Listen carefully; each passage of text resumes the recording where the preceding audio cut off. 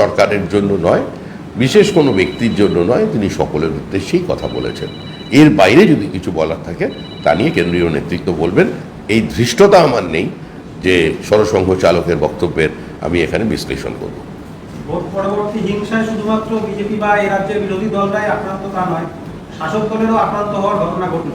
দিনহাটায় গুলিবিদ্ধ হলেন তৃণমূল কর্মী, দুষ্কৃতের বিরুদ্ধে গুলি চালানোর অভিযোগ। এই দুষ্কৃতি নয়, ওরাও তৃণমূল। সমস্ত দুষ্কৃতি এখন তৃণমূলের ছত্রছায়া। তারা মনে করছে এই সরকারটা তাদের সরকার। বিজেপি যদি দিনহাটায় গুলি চালানোর ক্ষমতা থাকতো তাহলে কুচবিহারে বিজেপি প্রার্থী পরাজিত হতেন না। আপনার মুখে চকলেট পড়ুক, এই শক্তি যেন বিজেপি এখন অর্জন করে, যাতে ভোটের দিন রুখে দিতে পারে। মানে যে কেন্দ্রে বিজেপি জিতেছে সেখানে গুলি চালানোর ক্ষমতা ছিল বলেই প্রতিহত গুলির সামনে দাঁড়ানোর ক্ষমতা ছিল, বা ওরা গুলি চালালে পাল্টাও যেতে পারে, এটা বোঝার জায়গা ছিল উত্তেজনা প্রবণ এলাকায়। এটা তো রাজনৈতিক দল, হরিনাম সংকীর্তনের দল নয়। আর গুলির জবাব ফুল ছুঁড়ে হয় না। যেখানে গুলি চালাতে পারেনি, যেখানে চললে পাল্টা চলতে পারে, সেখানে চুপচাপ ছিল। তুফানগঞ্জে একটা ঘটনা ঘটেছে। তুফানগঞ্জের একটা গ্রাম পঞ্চায়েতের কর্মীদের বার করে তৃণমূল সেখানে পতাকা তুলে গেটে তালা লাগিয়ে বিজেপি কর্মীদের মারধর করে তুলকালাও কাণ্ড চলছে। বিশাল পুলিশ বাহিনী ঘটনাস্থলে। তৃণমূল যেখানে যেখানে লিড পায়নি সেখানে আক্রমণ করবে। এখনো পর্যন্ত ভবানীপুরে আক্রমণ শুরু হয়নি এ কারণেই, কারণ কলকাতার প্রাণকেন্দ্র, আপনারা এখানেই আছেন, আপনাদের কাছে গাড়ি আছে, ক্যামেরা আছে, হঠাৎ পৌঁছে যেতে পারেন। তো সেই জন্য এখনো পর্যন্ত আক্রমণ হয়নি। বাদবাকি যেখানে যেখানে বিজেপি বুথে লিড করেছে, যে সমস্ত গ্রামে, প্রত্যেকেরই বয়কট, প্রত্যেকের উপরই আক্রমণ চলছে।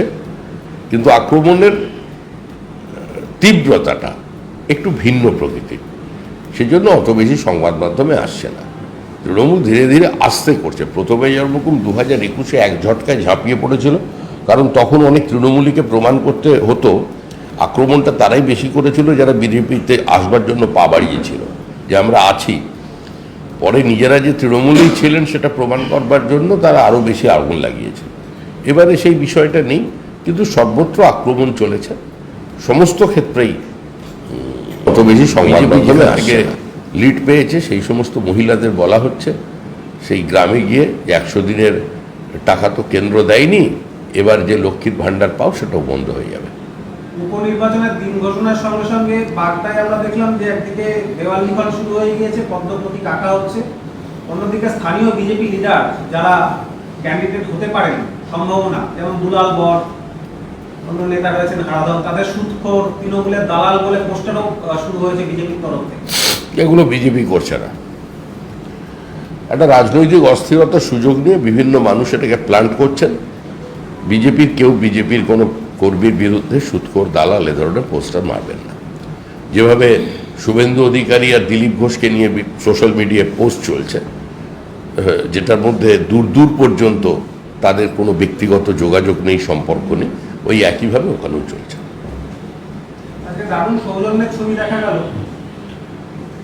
সুকান্ত মজুমদার দিলীপ ঘোষের পা ছুঁয়ে প্রণাম করে আজকে তার নিজের দপ্তরে প্রবেশ করলেন।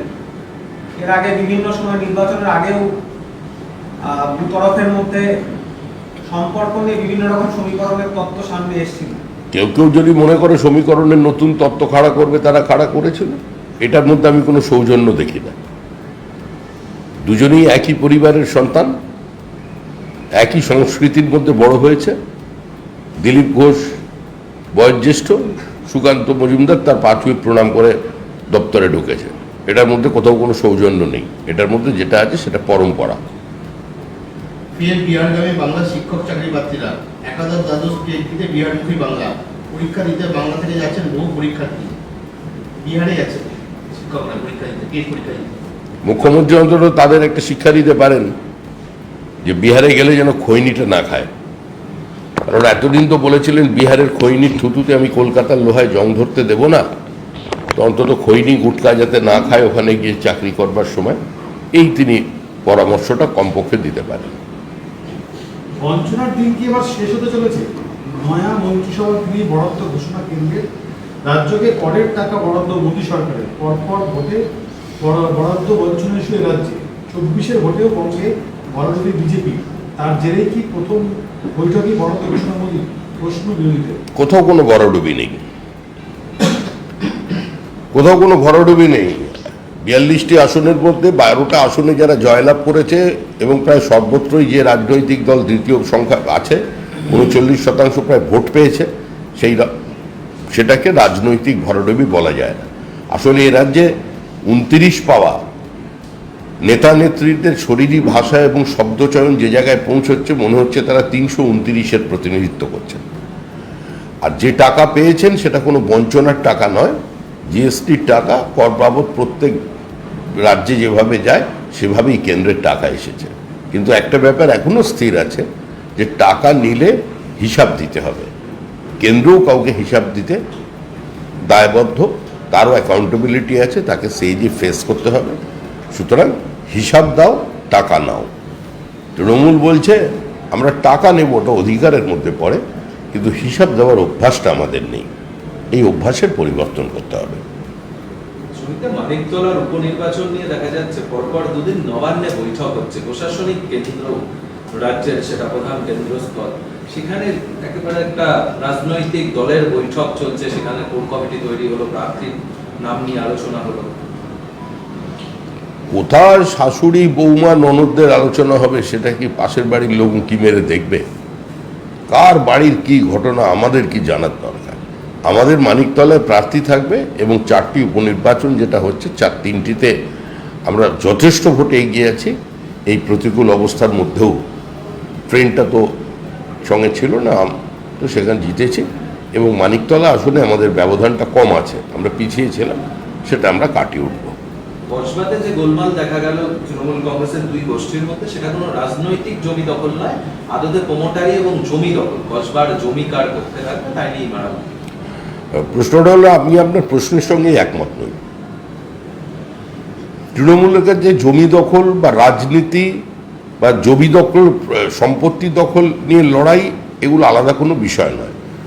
তৃণমূলের রাজনীতিটাই হচ্ছে জমি দখলের রাজনীতি। তৃণমূলের রাজনীতিটাই হচ্ছে সম্পূর্ণভাবে অন্যের অধিকারের উপরে নিজেদের অধিকারকে প্রতিষ্ঠিত করার রাজনীতি।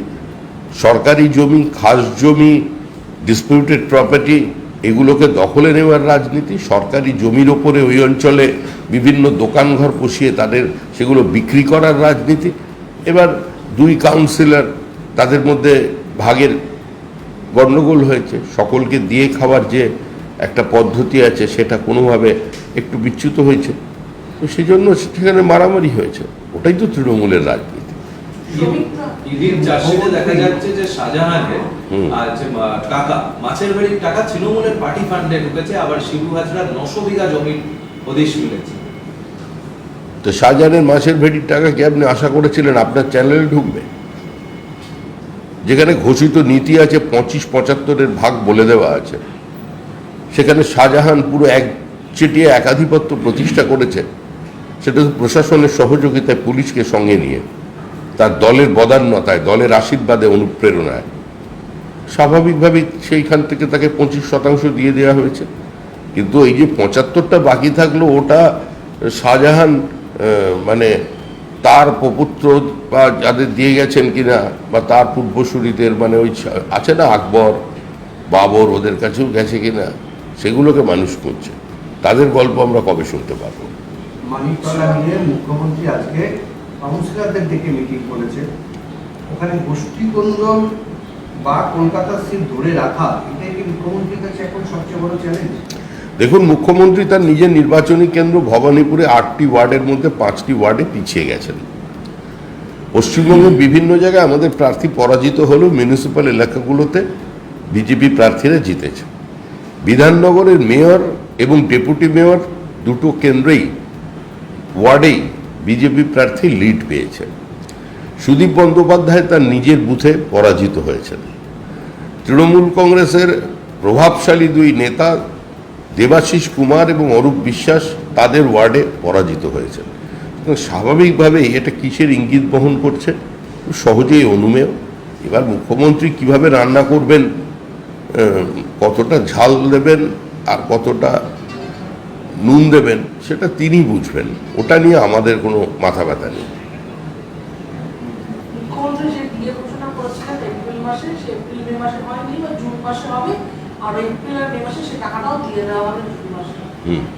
মুখ্যমন্ত্রী ডিএ 4% বৃদ্ধির ঘোষণা করেছিলেন। বিষয়টি এখনো পর্যন্ত বিচারাধীন, সাবজুডিস ম্যাটার। তৃণমূল কংগ্রেস সরকারি কর্মচারী এবং পেনশনভোগীদের সঙ্গে প্রতারণা করেছেন। কংগ্রেসের সহযোগিতায় তৃণমূল কংগ্রেস শুধুমাত্র কালোহরণ করে যাচ্ছে, মামলার দিন পিছিয়ে যাচ্ছে। দিয়ে পাওয়ার অধিকার তাদের আইনসিদ্ধ অধিকার, সেই অধিকার থেকে সরকারি কর্মীরা বঞ্চিত হয়েছেন। আমরা এটুকুনি জানি, এবং যারা আন্দোলন করছেন আমরা তাদের সঙ্গে আছি। নতুন সরকার এসে এই সমস্যার সমাধান করবে। মনোরঞ্জন ব্যাপারই বলেছে যে তাকে তার কেন্দ্রে ঢুকতে দেওয়া হয়নি বরাবরে, সেই কারণেই বিজেপি জিতেছে। আর এখন লোক দেখে বলছে মানে বিজেপি জেতা। মনোরঞ্জন ব্যাপারীর দাবি যে তাকে ভবিষ্যতে আর তৃণমূল প্রার্থীও করবেন, যে একজন বিধায়কের এই হতাশা তার কেন্দ্রে বিজেপি জেতায়। দেখুন, অতীতেও মনোরঞ্জন ব্যাপারী বহু ধরনের পোস্ট করেছিলেন, তার বক্তব্য সংবাদ মাধ্যমে প্রকাশিত। তিনি অনেক আশায় বুক বেঁধে একটা একদলীয় একচিটে একাধিপত্যের বিরুদ্ধে আওয়াজ তুলেছিলেন। সেই জন্যই তৃণমূল কংগ্রেস তাকে প্রার্থী করেছে। কিন্তু তিনি দেখলেন যে পরিস্থিতিটা সম্পূর্ণ ভিন্ন। তো তিনি এখনো ওই দলে কি করছেন? এ ধরনের বিবৃতি তো তার থেকে এখন মানুষ আশা করছে না। তার একটা ভাবমূর্তি আছে। তিনি তৃণমূল কংগ্রেস থেকে পদত্যাগ করুন নির্বাচনের আগে, করে তৃণমূল কংগ্রেসের এই দুর্নীতি, ভ্রষ্টাচার, যেটা তিনি প্রকাশ্যের আগে বলেছিলেন যে কারা বালির ঠেকা পায়, কারা বালি তোলে, কারা বেআইনিভাবে বিভিন্ন ধরনের অর্থ সংগ্রহ করে, তাদের বিরুদ্ধে মুখ খুলুন, আন্দোলন করুন। বিজেপি দুর্নীতির বিরুদ্ধে যারা লড়াই করছে তাদের সঙ্গে নিয়ে থাকবে। আমরা তো কুমোরটুলিতে অর্ডার নিয়ে মানুষ তৈরি করব না। দুর্নীতির বিরুদ্ধে যারা লড়াই করছেন, যারা তৃণমূলের এই ঔদ্ধত্যের বিরুদ্ধে, সীমাহীন লোভের বিরুদ্ধে এবং প্রাতিষ্ঠানিক লুটের বিরুদ্ধে প্রতিবাদ করছেন তৃণমূলের থেকেই, তো তাদের পাশে বিজেপি থাকবে। তারাও বিজেপির কাছেই আসবে, কারণ এছাড়া তাদের কাছেও অন্য কোনো পথ খোলা নেই। নিট কাউন্সিলিংয়ে সুপ্রিম কোর্ট স্থগিতাদেশ দিয়েছে, নিটের পরীক্ষাতেও স্থগিতাদেশ দিল না সুপ্রিম কোর্ট। 10ই জুলাই পরবর্তী শুনানি। সবাই এটার জন্য অপেক্ষা করছে। জটিলতা কমে যাক, এটাই আমরা চাই। যত তাড়াতাড়ি নিষ্পত্তি হয় সেটা সকলের পক্ষেই মঙ্গল। ভোটের ফল ঘোষণার পর 7 দিন পর বাড়ি ফিরতে পারছে না বিজেপি কর্মী সমর্থকরা। তারা আশ্রয় নিয়েছে বিজেপি পার্টি অফিসে, প্রায় 200টি পরিবার আশ্রয় হয়েছে। অনেক জেলায় এর ধরনের ঘটনা আছে। বিজেপির নেতৃবৃন্দ তাদের পাশে আছেন, আমরা সাধ্যমতো তাদের সঙ্গে সহযোগিতা করছি। বাড়ি ফেরানোর জন্য যা যা প্রক্রিয়া সেটা আমরা নিচ্ছি। বিরোধী দলনেতা তাদের সুরক্ষার জন্য এর মধ্যেই মহামান্য